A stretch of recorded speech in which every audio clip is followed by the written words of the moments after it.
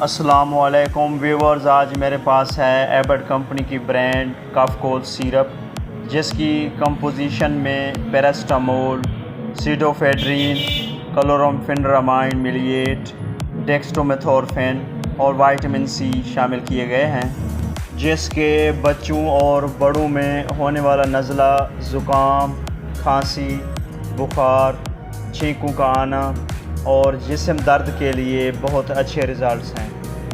अगर cough cold syrup की price की बात की जाए तो ये 98 रुपीज़ में पाकिस्तानी मार्केट में अवेलेबल है, और अगर इसकी पैकिंग की बात की जाए तो ये 120 ml की पैकिंग में मार्केट में दस्तयाब है।